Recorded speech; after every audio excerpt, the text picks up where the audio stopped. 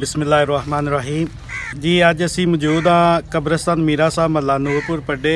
साडी जुम्मे वाले दिन जी टीम यंग जनरेशन साडी काम करती है, वो सारे बच्चे इत्थे मौजूद ने। उन्हां दी हौसला अफजाई वास्ते असी यह वीडियो रिकॉर्ड करा रहे हैं। अज अलहमदुलिल्लाह सानू इस कब्रिस्तान च जिहड़ी साडी यंग टीम है इहनूं काम करदिआं तकरीबन 17 हफ्ते हो गए ने ते इन्हां दा असी भरपूर शुक्रिया अदा करदे हां। इन्हां दी मेहरबानी। ये हर हफ्ते अपनी लगन दे नाल आंदे ने, काम करदे ने, पौधों नूं पानी भी देंदे ने, जिहड़ा कोई सफाई सुथराई दा काम हुंदा है वो भी करदे ने। ते इंशाअल्लाह अल्लाह दे फजलो करम दे नाल असां ये फैसला किया कि रमज़ान दे विच जेहड़े साढ़े 4 या 5 हफ्ते आवन दे 4 हफ्ते वो फजर दी नमाज तो फौरन बाद इंशाअल्लाह सारी टीम आए करे दी ते अपना काम रूटीन दे नाल असीं कब्रिस्तान दा जेहड़ा ना सफाई दा वो करांदे।